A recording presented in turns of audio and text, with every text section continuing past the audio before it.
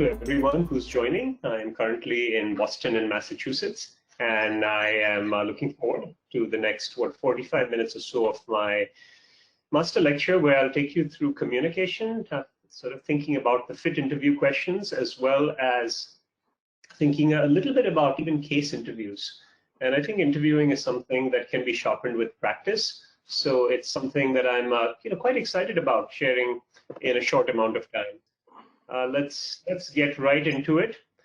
And so this is a course that I teach. It's called The Arts of Communication. And I've taught this course now 37 times across the world. So I teach in India as well as in the United States. At India, I've taught at the Indian School of Business too, along with Ashoka University. In the US, I've taught at a number of institutions, including Tufts and Harvard.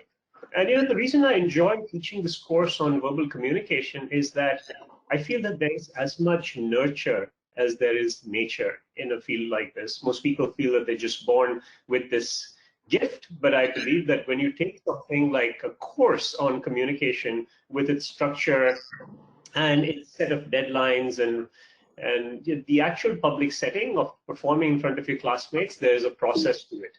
So I'll be walking you a little bit on some of the nuggets to start with, and also giving you a 2-minute introduction a bit on my world, right? So this is how it always is on the first day of my classes. It's very natural. In fact, public speaking is one of the top fears in the world. In fact, it's #1 fear in many surveys. It even trumps the fear of death.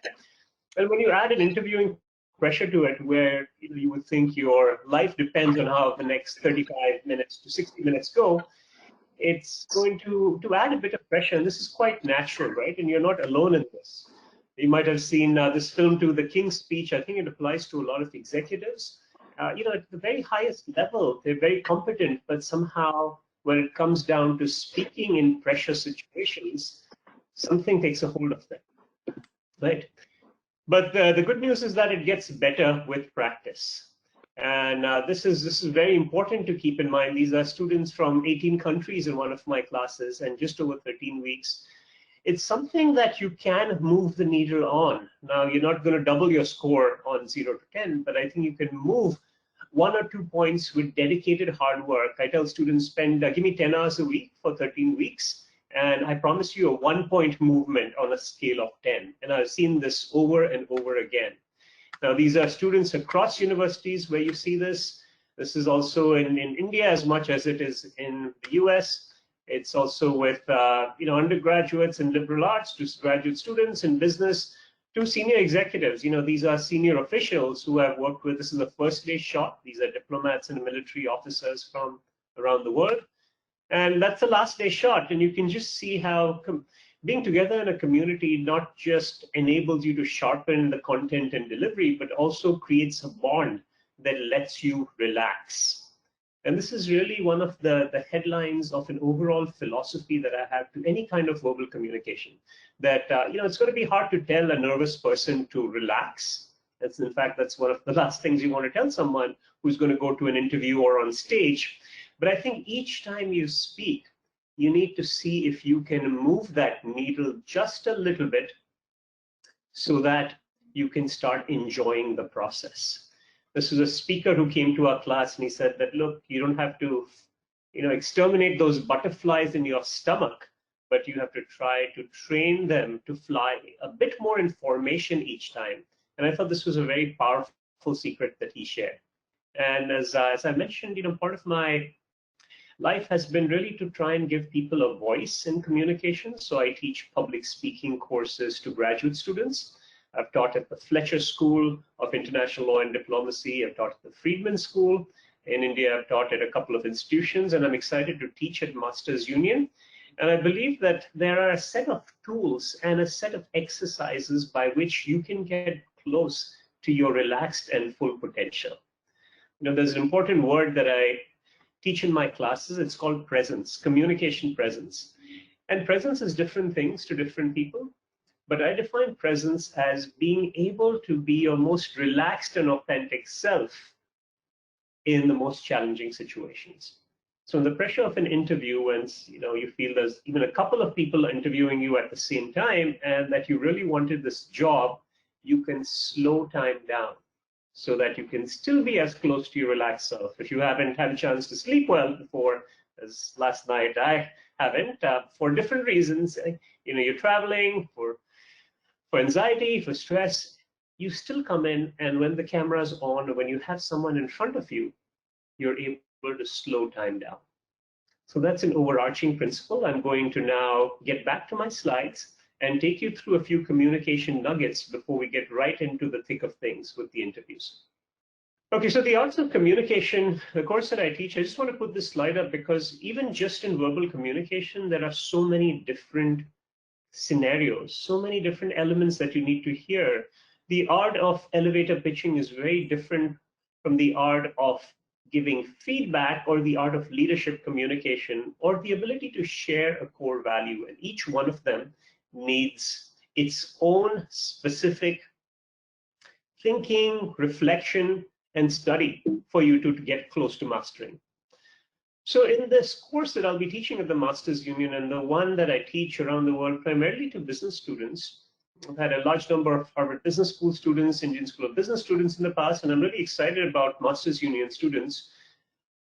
This course is going to be a sharpening of not just how to speak, which is a conventional thinking around public speaking, but we're also going to talk about sharpening the what to say, which very few people are able to do in a scenario of structure. You feel that that's something that's, again, a God-given gift, but it's not. I think you can sharpen your content by putting yourself in a situation where you think about it. And also how much to say. So on that note, on how much to say and the ability to be concise as well as precise and build presence, let's go to our first nugget. What is the speed of speech? Now, I'd love to do this more interactively. In fact, if we have a chat, may I request that some of the attendees write this down. Can you open the chat? And just a first question to you. If you had, say, a minute to speak, 60 seconds, how many words would you be able to share in those 60 seconds?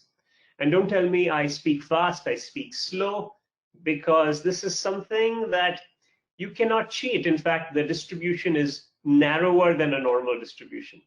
So what is that speed of speech? Now, I'll tell you, people give me all kinds of responses. So in a group of diplomats, in a group of graduate students in the same program, I get widely differing numbers. People feel that they know this, but they don't.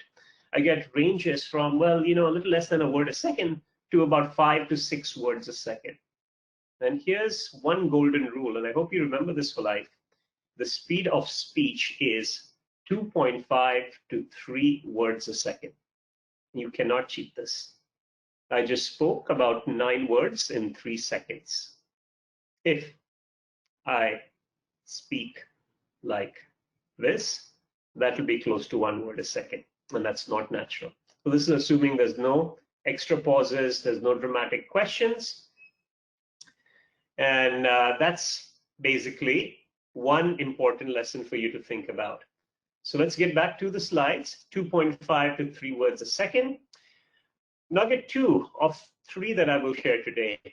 Now, if I was to ask you what makes a strong speaker in general, if I had time and go to each one of you, I think the list could be really large. And what's going to happen to a nervous speaker when he or she's already nervous going on stage is that this list is going to be too large for you to think about.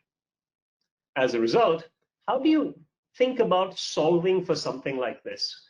When everything is important, right? Your tone, your body language, and the trust that you build, the eye contact, what you do with your hands, that list is just too large.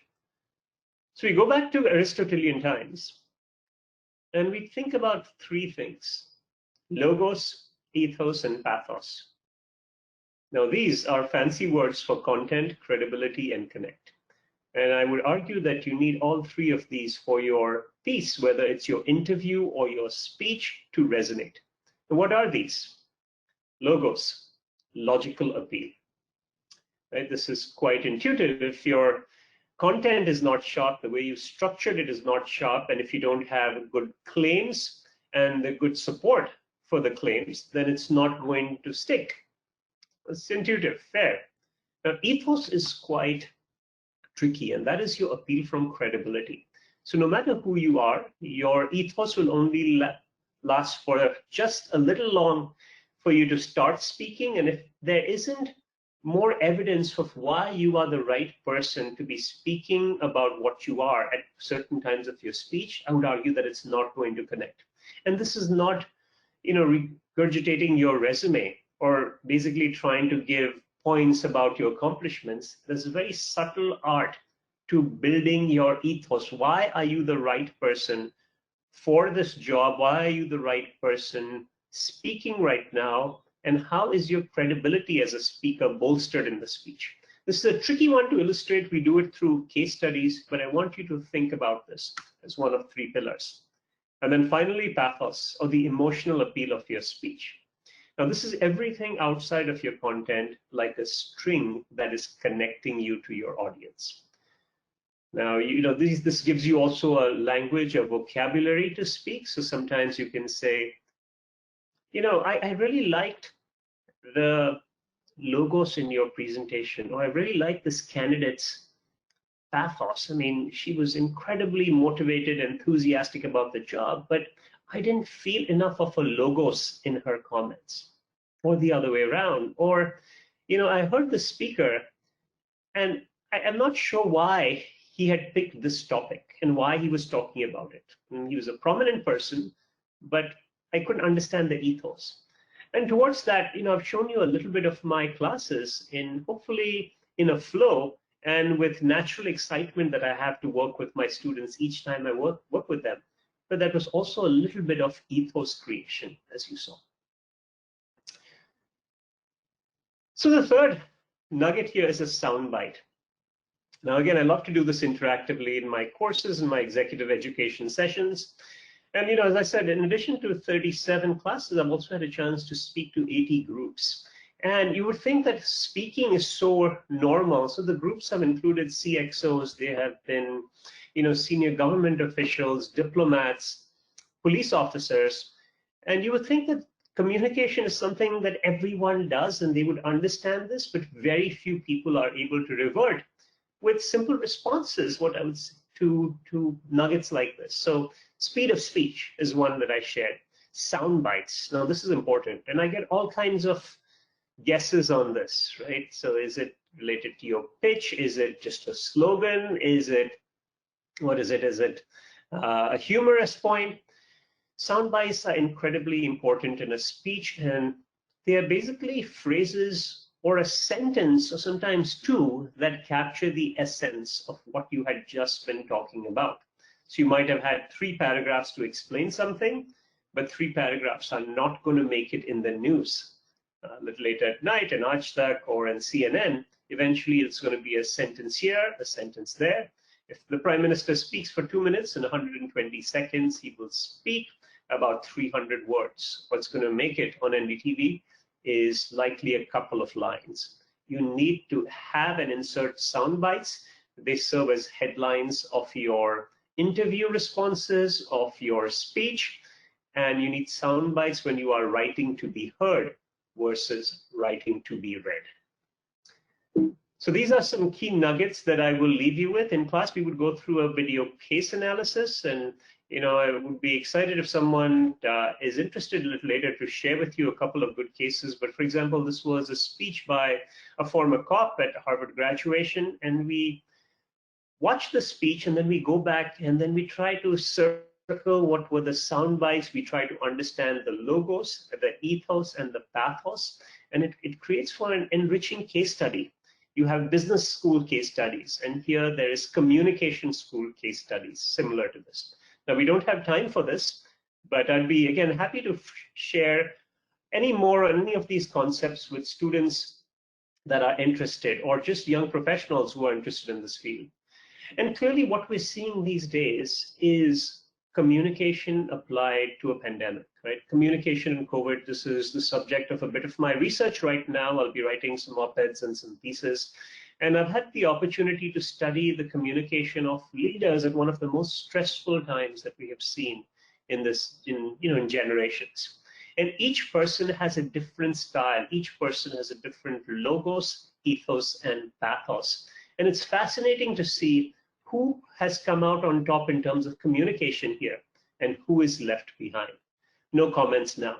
I'll just say one last thing is that my project for the last few months has also been to try and cull out the best speeches from almost 3,000 that I've heard from students. And the unique feature about this is that it is 4-minute speeches. So in 240 seconds, how can you make an impact? In your interview, you'll have 30 minutes. How are you able to create 4 minutes of gold, right, that will make your grandchildren proud? So this book is going to be coming out, as well as the website, which is a collection of about 100 of the best pieces that I've heard as an inspiration, both on delivery, but also on content. How can you pack those minutes of magic? All right, so now I'm going to take you to, I feel, the core piece for today, which is your fit interviews. Now, what is a fit interview? I'd like to think about interviews that you'll be going through in the earlier stages of your life, especially as you think about graduate school, applying to graduate school, applying for your first internship, for your first job. And I'd like to think about these interviews and break them up into fit and case, or technical. Now, the fit is everything outside the technical aspects that will help the employer or the admissions counselor understand why you are a good fit personally for that space, outside of your technical merit. So let's dive into it. So as I mentioned, interview types, fit interviews, as well as case interviews. And here I want you to think about both content and delivery. I know that when graduate students apply for, say, management consulting jobs, they're doing case after case after case. And I think that's important to practice as much as possible. But I think there's an underestimation also of delivery. Now, once you're able to crack the case, or you've thought about cracking the, even a subjective answer on your life or your resume, how are you able to deliver it in a compelling manner? And that is really the key here. So content and delivery. Let me get into what I would say is the core slide right now. Now, as far as fit interviews, through years of research and validation from thousands of students, and also some focus groups that we had in a consulting firm that I worked at, I will tell you that most fit questions come into 5 categories. So if you can think about these 5 questions deeply, you can think about them well, I think you're doing yourself a great service of getting to a space a little earlier. And I think you're making the world better by getting to that space again as early as possible, rather than struggling because you didn't do an interview well. So towards that, what are these questions? And what is the very first thing that you are asked when you are in an interview? A lot of people say, well, tell me about yourself or your resume. And it's not. The most commonly asked first question is, why us, in terms of the interview? So why consulting? Why investment banking? Why business school? Why graduate school of education? Why the Delhi office? Why Mumbai office? And sometimes you feel that this response is rhetoric. And you'll say, well, because you're McKinsey or your World Bank or, your Harvard. And you can't do that, right? You have to think about something more specific. And this is a difficult question, right? Why is it that you want to be at this organization? So I'd ask you to think about this. In fact, all these 5 questions, I would love for each of our participants today to really think about them for hours and hours. I tell my students, take 10 hours to prepare a solid 4-minute speech that's worth sharing in a class. And I'd say for these questions, each of these questions take 2 to 3 hours to introspect as to why you'd like to join this organization, and a couple of other questions, even more introspection. First question, why us? Now, what's the opposite of why us? I got some wise answers to this too. A student once says, the opposite of why us is why not us. And while that may be true, I don't think they're going to be asking you that. The opposite in this case would be why you? Why you? Now, this is again an important question that can be asked in many different ways. walk me through your resume. This gives you an opportunity to be able to give color to your own resume, to paint your own canvas, right? What were some of the highlight experiences for you? What are you passionate about? And how are you going to be able to describe them in a short amount of time? Tell me about your professional highlights. Now, what happens here is that sometimes the interviewee starts off giving a lot of context. You want to be precise. So you start, well, in X year I started and this was my position, and then this happened and that happened. And then suddenly, before you know it, time passes. And then the interviewer starts getting jittery. Any sought after firm will have many interviews and you won't have that much time. So you got to be able to communicate in a short amount of time, right? So you got to be able to tell your life story in a couple of paragraphs. You got to be able to tell about an experience that took 4 years of your life in undergraduate, or a couple of years in a job, a few years in a job, a decade in a job, in just a few lines. And that takes practice. You might be an articulate person, but this is not something that you can cheat. And this is also something that shows when someone has prepared versus not. And for this, there is an art to storytelling too. If there is a compelling story, how do you tell the story, but how do you say it in a short amount of time? That is really one of the key arts of communication. So back to our slide. The third category of questions, it has two parts. And that is, tell me about your strengths and your weaknesses. Now, for a lot of people, talking about a strength will be a challenge. You're humble, you don't know how to do this. How do you praise yourself in a public setting? For some others, talking about a weakness, authentically will be a challenge. And let me share some thoughts here with you too. For strengths, if you're humble and if you're the type that feels it's a little awkward for me to share this, right? I would suggest that push yourself and say, look, this is required for the job. Write this down. I feel any of these responses, someone should be able to wake you up at 4 in the morning and say, hey, tell me your top 3 strengths. And you should be ready because it's enabling to your life. I'm quite passionate about this, folks, as you might have guessed. I think it's very important when you're applying for a position, a school, a job, to really have thought about what is it that you really want to do? Who are you? What are your strengths? What are your weaknesses? And be able to share that honestly.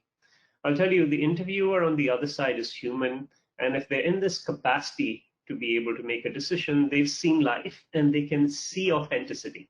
So be authentic, introspect, and think about 3 strengths and 3 weaknesses. Now, I'll tell you that if we were to go and if I would just cold call one of you and say, what are your top strengths?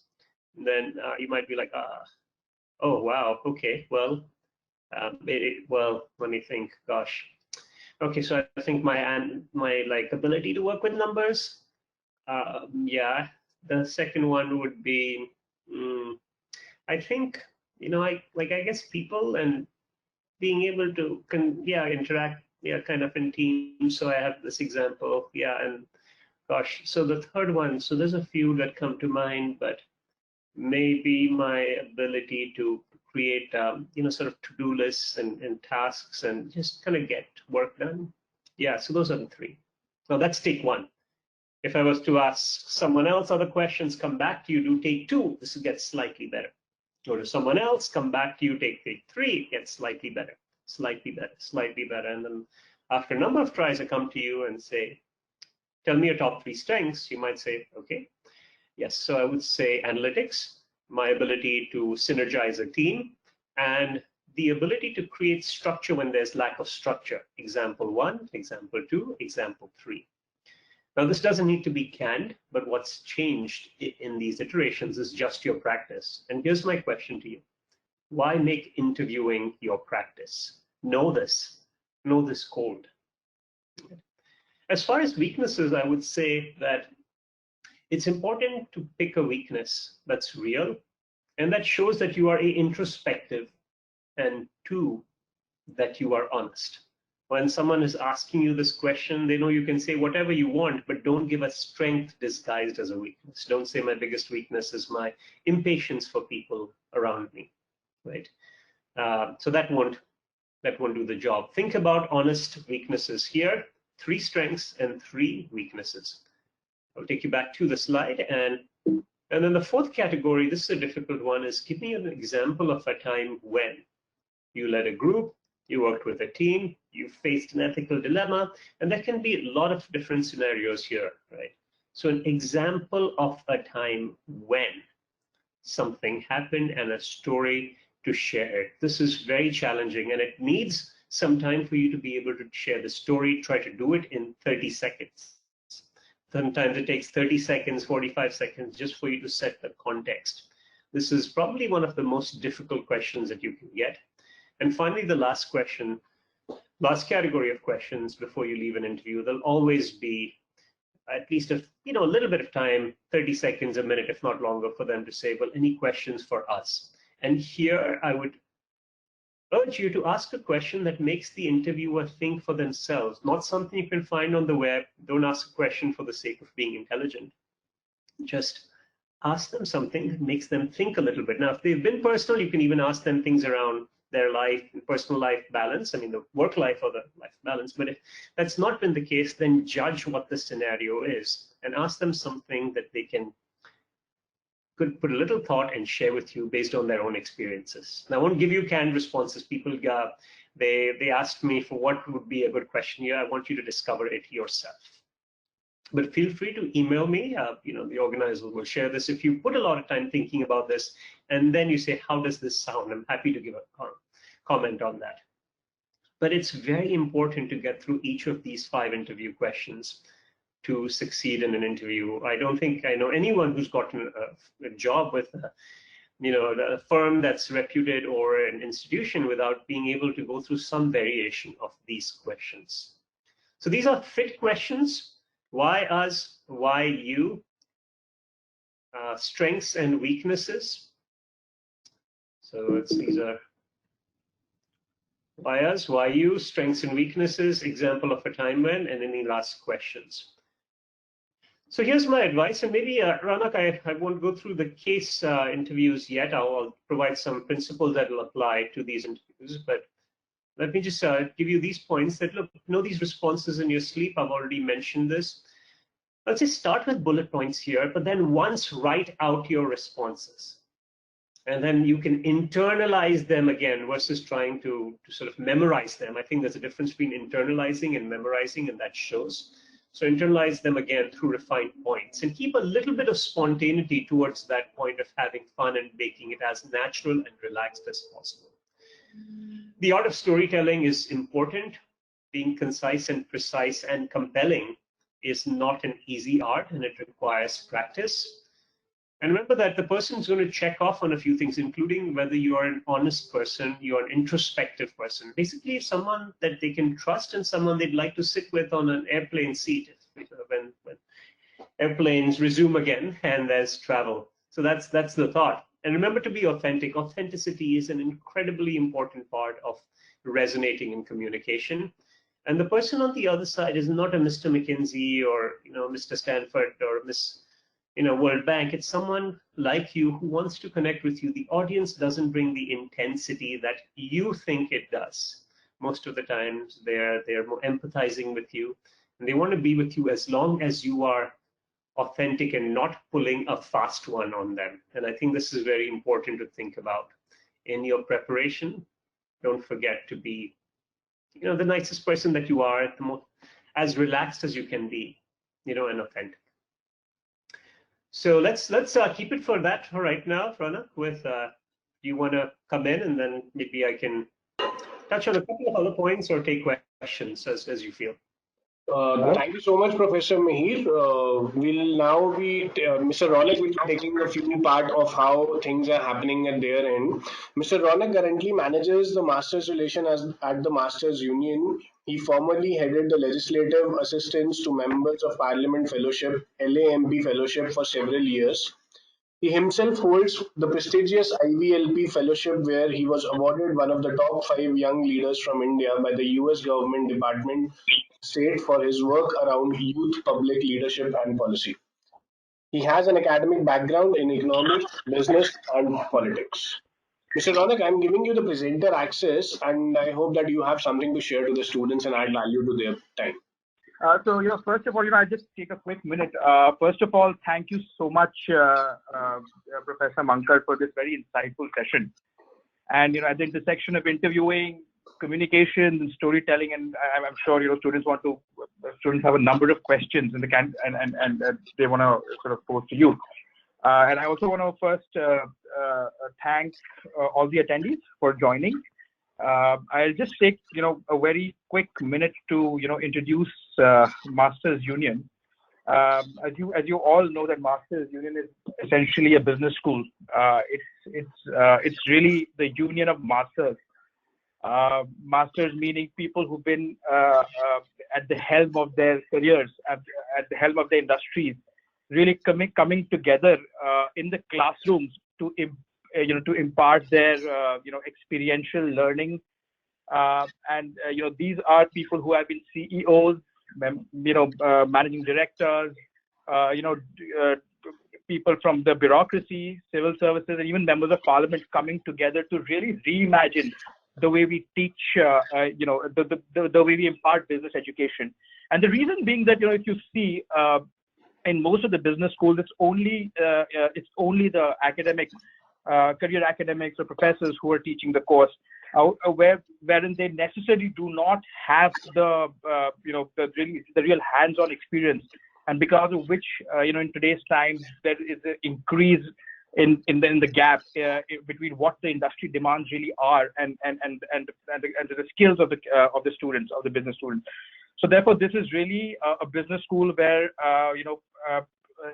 top industry leaders, practitioners such as Professor Mihir Mankad himself will be coming and sharing their experiences in a more structured manner, and they'll be actually doing either teaching in the class, or providing one-on-one mentorship to the students, or some of them are actually on the boards who are going to drive their vision, drive the vision of Masters Union.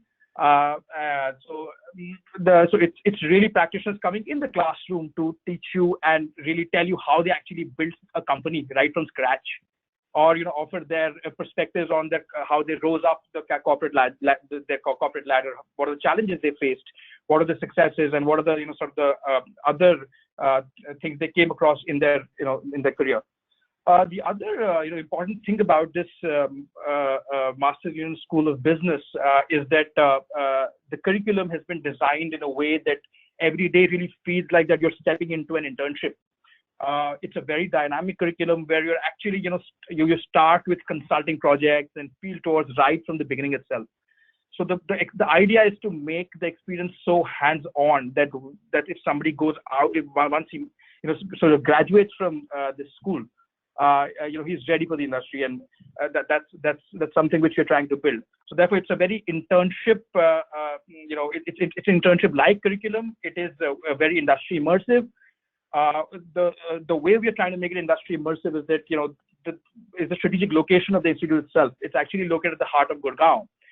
So as everybody knows, as the audience knows, that the recruiters and the companies, and you're actually you are around in that ecosystem where very frequently you're actually having that kind of a cross-pollination from people coming from the industry interacting with you. The other very important thing is that we're trying to make this a program where every student will have at least one industry mentor throughout the 16-month program. And needless to say that what that will do to the learnings and the skills the person will be able to develop in those 16 months. So one person who's at the leadership, who is currently at the leadership level in his company his or her company will actually come and really give you that professional guidance throughout the year to help you sort of develop those skills, and also of course in the end, some or the other way, it also helps in recruitment. And the final part, I think we are living in times where we really cannot shy away from technology. And This is a program. It's a 16-month founding year program, which is essentially a PGP-TBM, which is a postgraduate program in technology and business management. We have, we have courses on artificial intelligence. We have courses on blockchain technologies. All the necessary skills or tools and technologies which you need to learn to be able to adapt to the future of work. So therefore, this is what this business school is trying to do. If you have any questions, then you can always log on to our website www.mastersunion.org, or you can write to us at info@mastersunion.org. So I think I don't want to extend this further, and I'm sure want to go back to listening to, and the audience a lot of questions for Professor Mihir Mankad. So Professor, over to you, and Professor, over to the moderator, who I think will be has already lined up a number of questions. Yes, sir. Thank you, Mr. Ronak, for your valuable insights about the institute in itself. We have a few questions. Professor Mihir, we have a few questions for you. There's an attendee by the name of Shweta who wants to check on how to develop self-credibility of a person. Okay. So yeah, why don't you, is there another one to let me take a couple of questions at a time and then see if I can answer that? Yeah. Is there any other question? And what do you feel is more important during the interview? What you speak or the expressions that a person holds? There are a couple of few other questions as well, but all of them are, relatively different from each other. Hence, we'll have to take them one by one. Let me start. The first question was, what is important, right? The content or the delivery. And on this, I think it's very important to think about both of them as sort of equal halves of the pie. Very rarely will someone succeed in either really creating an impact in a public setting or being able to interview really well without the ability to have both content and delivery. And in terms of practice, though, that's I think a better question. How do you practice, right? And I'd say typically there's about 75-80% of the time spent on content. And I think that's natural and that's fine. Again, this depends on the person. Some people struggle with being able to just relax in front of an audience, even if it's one person interviewing them. Others are good with the delivery, but they're not as sharp in logic. But I'd say this probably this 80-20 rule is okay, but 20% is important, right? So if you have 10 hours to prepare for an important talk or a presentation or an interview, 2 hours is a substantive amount of time to think about your delivery, to understand your pitch, the tone, your eye contact, how you are having this pathos that we talked about. What is your pathos? Is it your tone? Is it your hands and the expressions through your hands? Is it in your energy? And how do you draw that out in the best manner possible? Right? You don't want to overdo it. That's why 2 hours is more than enough. If you spend 8 hours thinking about everything you could do, you might over-engineer. But I think it's important to have that amount of time to think about the connect. Now, I think your first question that was asked was also, well, how do I bolster my credibility, right? Like in an interview. And I think this is a good question. In an interview, it's a little tricky unless you're asked. But I think when you ask questions like your strengths and weaknesses, so in your strengths, if there is something specific for that position or that role, or even, it's a short scenario of an internship that you might have, it's important to bring it out in a sincere manner and a matter of fact. You don't want to seem too guilty when you're talking about something that's a strength. And I think I'll give you an example in terms of a larger public setting. How do you bolster credibility? So in that case study that I had shown you before, let me see if I can take you to it, of John Murad. Okay, this is a graduate orator who was a cop and who was talking about thinking about a life of service after a degree from Harvard. Right. So one of the points that he made in the middle of the speech is that look. He says he was class of 1995, but then he calls out to his house. He says Kirkland House. So when he says class of 1995, the college students who are seeing this mid-career graduate student have zoned out a little bit. This person is of a different generation. But then he reminds them that, look, I was also part of a house that all the undergraduates have are part of, and then say, oh, wait, he was also a college student here. And he's gone through probably some of the thinking and the introspection that we might go through in terms of a career choice. And that's how his credibility was bolstered. Okay, so if we have a few more questions, I'm happy to take them. Well, otherwise, I can also use the last 2 minutes to talk about cases. There are a few in fact, from the students, and there are a couple of students who are asking the same question. So we'll be taking the ones which are more repetitive in the case. Right. So there's another student who wants to check whether communication is more important than skill for a job. Look, what is the point of an interview? The point of an interview, what is the point of a resume? Let's start with that. The point of a resume is to get an interview. It's not to get the job, right? And the point of an interview is to be able to get a consideration for a job. Now, I know, at the extreme, there are cases of people who've done really well in interviews and then they've struggled in the job. So you don't want to do so well that you get a job for which you're not well, placed for, and then eventually that doesn't work out and becomes a devastating blow to your life. But that's a luxury. It's I would say, luxury, a first world problem in the space of communication here.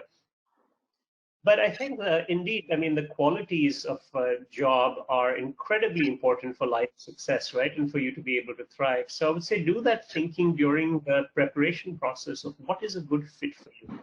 Because there's no point acing the interview and then getting a job that, for which you're not a good fit.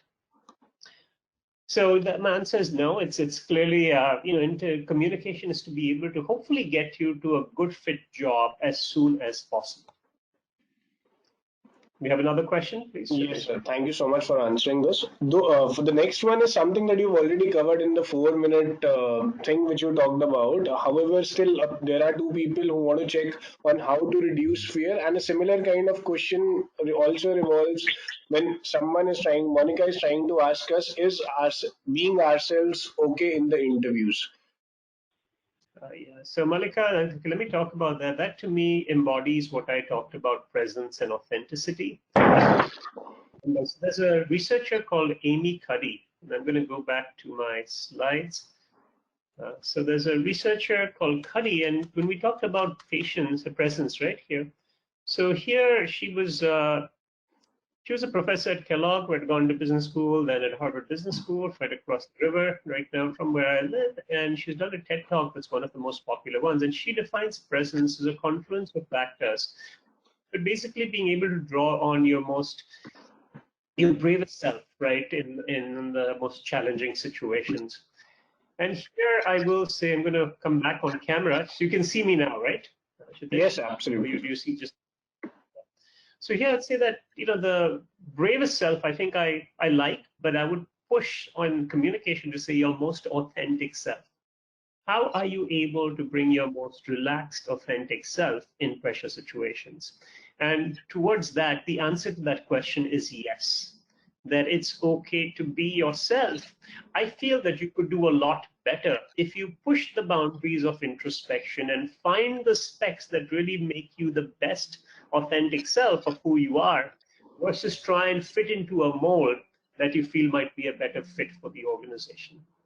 And I'll say also in terms of careers, looking back at my life too, I think I was thinking the first job is so important. I have to get a job with, this firm or so. And I've been to all three consulting firms like Bain, McKinsey, and BCG. And while I liked a lot of things about them, what I will say, what's even more important is being able to come home at the end of the day and face yourself in the mirror and say, am I happy? Right? And I think that will happen more likely if you are able to introspect and find a way to be yourself. And I believe that you will find that organization too. You just need one job. Remember, there'll be hundreds coming. You just need one job. Like they say, you need one life partner. And as long as that person likes you, you are in good shape. Well, that's my response to that question. And Khritish, can you just repeat the question right before, please? Yes, sir. So it had to do with how to reduce fear in an interview.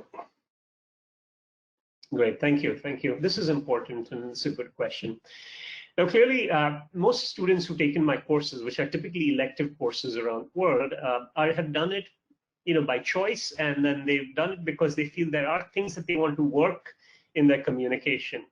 Now, some people take it because they love the subject and they're also great additions to the class, but time and again, I've gone through almost 3,000 graduate students who are very bright. They've got into the best schools in the world, but they have these inhibitions on communication. So how do you crack that? In fact, sometimes people say, what is a short answer to your courses? What do I do to get less nervous, to have more presence? And I disappoint them saying that there isn't a short answer. What I look forward to is just sincere work. Now, most people don't know how to work towards this. If you want to become a better tennis player, you'll go out and hit thousands of balls, you'll work on your forehand, your backhand. And people don't have a structure of how to practice to become a more engaging, charismatic, dynamic, authentic speaker. And for that process, I feel that courses that are typically offered in graduate school are, they really build a very important lifelong skill. They build community. And towards that, I would think about finding either a course or creating the structure and seriousness of a course. When you are given assignments, you're given certain stimuli, you're given certain case studies, but you force yourself to go on the podium over and over again. In one of my courses, we practiced these 5 interview questions. And so we brought someone on stage and I'm asking them their weaknesses. I'm asking them of examples of a time when they faced a difficult dilemma. And on stage, they're doing it, right? So once you do that, that's the way just to get better with practice. But you need practice with real people around.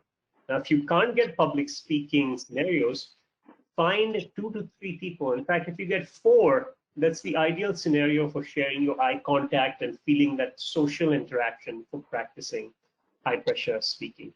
Once you do that, each time you move that needle just a little bit. I tell students, you give me 130 hours in a full semester course, I promise you a 1-point movement. You won't double from 4 to 8, but if you move that 1 point, then we've accomplished something. And slowly, it's a marathon rather than a sprint. Thank you so much, sir. We have another question where a student wants to check whether is there any perfect size for answering a particular question in an interview? Yeah, so again, these are good questions. So again, I would think about this in the spirit of authenticity as not trying to converge to these rules. I know, so get in the MBA program, especially here in India, I meet with a lot of engineers who are brilliant in that field, and they try to develop an algorithm or a perfection to communication. And look, this is a human process. It's about connecting with people. So there isn't any right response size, but I will say keep pushing the boundaries of concise and precise. I feel most students that I'm working with, that come to office hours that I'm training with, can say what they want to say in half the time. And once you do that, then you have more substantive things to build up towards your responses. So rather work on that being concise and precise, but still being authentic. As I think just a little more help, I would say that practice, and when you're starting with this, you're starting to answer these questions, time yourself. And if the first time you took 3 minutes or 60 seconds or 45 seconds, the second time try to answer the same question in half the time. And you'll be surprised how it's possible. A 45-second question could be answered in 22. Thank you, sir. One last question which we'll be taking up is, what is the most important thing in a video interview? Given that the world is changing and all, video interviews will now be a common phenomenon. So what do you feel is the most important thing in a video interview? So, I mean, this is something close to my heart too, because, speaking on camera has been a big part of my life. I served as an anchor for 4 years, both in sports as well as business news. And it's different from the classroom. There you could have anywhere from 20 to 100 to 200 people in my classroom looking at you. And when you're looking at a camera, it's just one object that you're looking to, but you could be speaking to millions.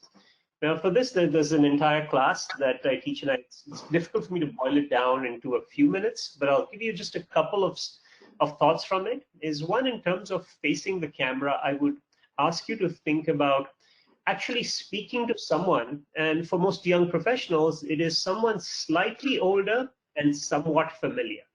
So think about someone in your life that could fit that description and then speak to them versus speaking to a machine, right? Two is, I would say that with your arms, right, this might be a little tricky. Know the frame. So I know roughly what the frame is, at least on my computer. And if I was to use my fingers like this, they would be dangling and it'd be a little odd. So if you're using your body when you're talking with your arms, try to bring them to a point where they can fit into the frame. So get used to understanding what the frame is in your video. And I think before that, you can check for technical issues as well as for just the lighting. Ideally, you want light to come from in front of you, and sometimes that's a wall that's difficult, but these are certain things to think about. And just know that this is also a person on the other side, rather than just kind of an interface that is more intimidating. All right. So I think it's a good set of questions. What I will do, just for the sake of intriguing, I know we have a few minutes left in our hour-long session from the time we started, is I'm just going to give you just a couple of minutes and leave you with some nuggets for case interviews. And so we talked about fit, and case interviews is something that you may encounter fairly quickly, especially if you're looking at fields like consulting, banking, or even now in a lot of product management roles and large technology companies too.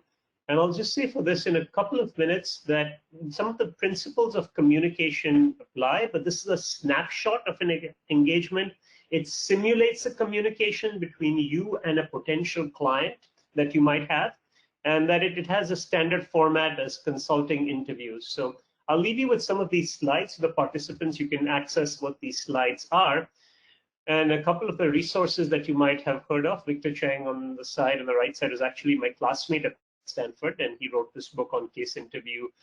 Let's imagine that you have a case in which you're asked, how many car tires are there in the US? For this case, you may not, I won't go into the thinking of it, but let's imagine that you came up with this algorithms of what are the tires on cars and what are the tires not on cars. And then you start to break it up into tires in private households, the ones that might be unsold to private households, and then the ones in public fleets, so fleets and government, and then the ones not on cars, you can break it up into new and used. Now the question is, just in terms of communication, imagine that you solved this problem with this kind of alacrity, with this kind of analytics, and now you have to communicate this. So how could you communicate this slide in just a few seconds, in under a minute? Now, each time I try not to memorize, but let me just give you one variation, right? And that would be to start with the answer first versus walking through each branch of the tree. So in this case, if it was me and I'm in an interview, I'd probably say, okay, so per this thinking and per this framework, I've come to the fact that there's about 1.4 billion car tires in the US. These are broken up by about 800 million that are on cars, which you see in the top of this slide, and about 550 million that are not on cars. So for the ones on cars, you see that 600 million number at the top. This is an important calculation, and this is the number of tires on cars for private households. And what we did is we calculated that there are 120 million households in the United States. A typical household will own one car, and that there are 5 tires on a car, including the spare tire. If you multiply these 3 numbers, you get 600 million. If you take 10% of the 600 million number as the ones that are unsold currently, that are on cars, you get another 60 million. If you add the number of cars in public fleets, as well as the number of government cars, you get another 150 million. And then finally, if you take a look at the tires not on cars, so for example, at manufacturers, who are waiting to sell tires, not sell cars, you have 50 million there. And then a whopping 500 million tires that are in dumps and alternate uses. Now, you may have thought that this is a large number. There's almost as many tires in dumps and alternate uses as there are on cars. This might be surprising, but that is a staggering number. And when you add up all of this, you get to 1.4 billion tires in the United States at this time. But just slowing time down and being able to walk through it. Now, what I wasn't able to do is show you with a pointer what I was talking about. That can also help.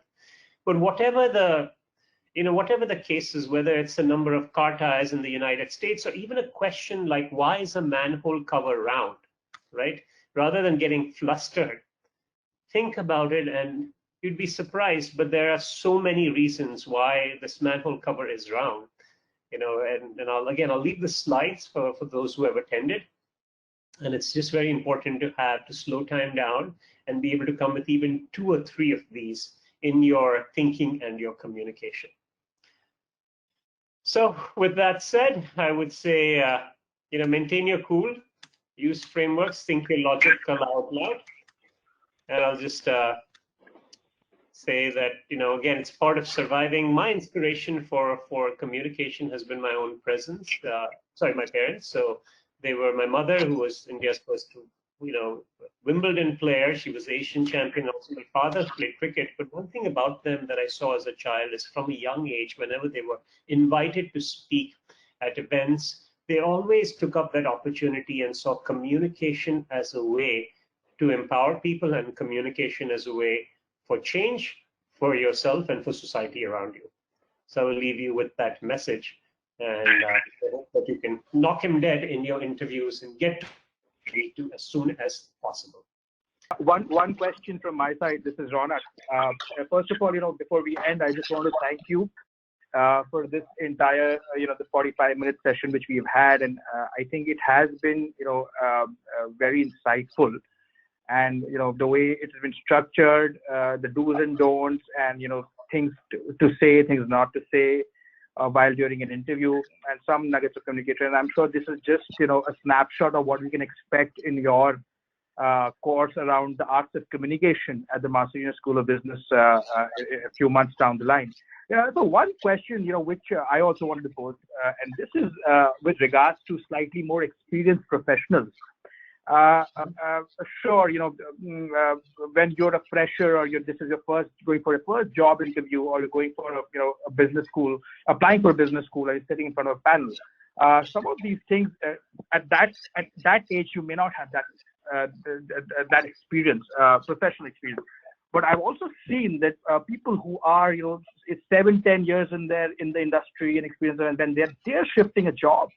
And when they go to a more experienced or senior leadership panel, even people at that experience develop cold feet, or they're just not able to structure the thoughts while they're sitting in front of the panel, even though they have that kind of experience. So what would be your one tip to such professionals who, because of the lack of the ability to convey your thoughts in that limited 10-minute period in front of the panel?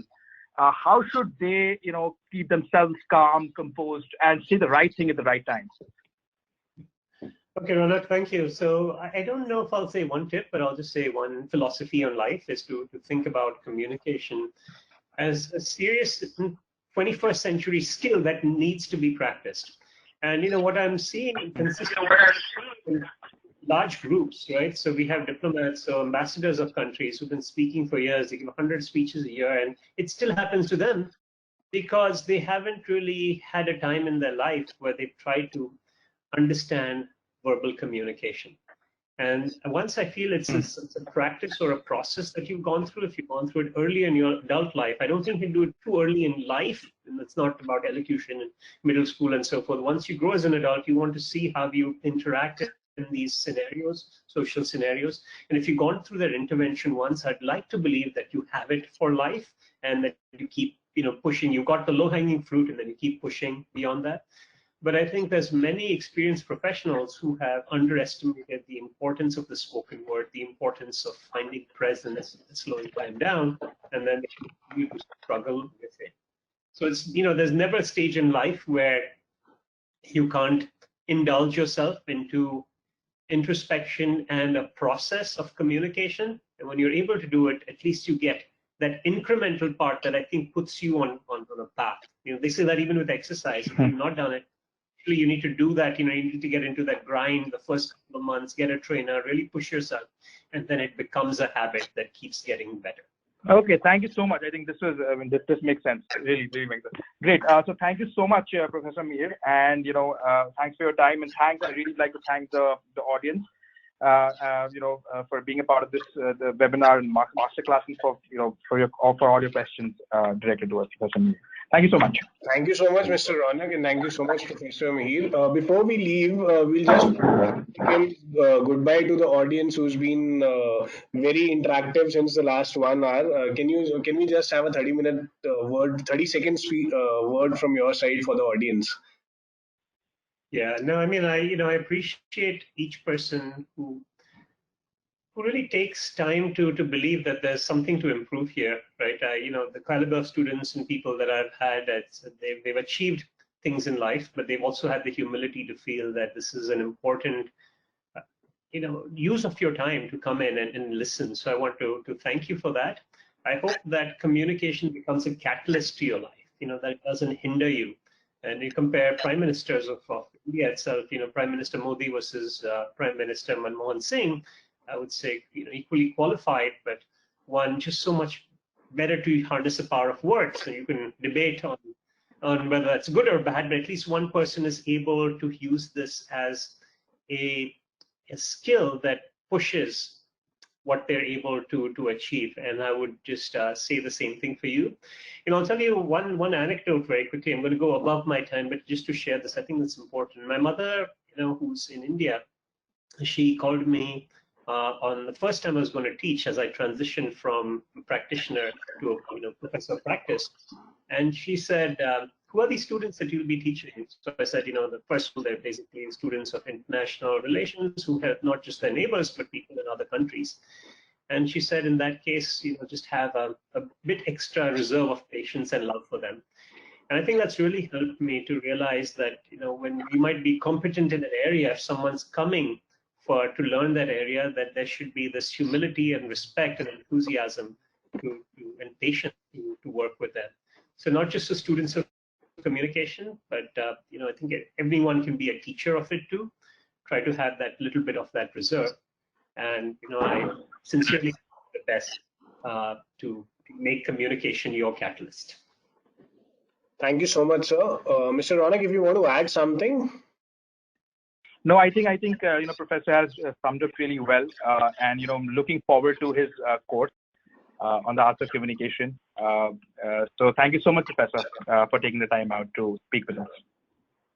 Great. All right. As we end the session, we take this opportunity on behalf of Shiksha.com to thank our entire audience who's been engaged with us for the last 1 hour or so for asking different forms of questions. And in fact, interviews are something which are not which don't have any barrier to the age. They can come as with you being a fresher or you being a person with work experience. Thank you so much, Professor Mihir and Mr. Ronak, for enlightening us with various aspects of an interview. And we hope that students look forward to your sessions in future as well.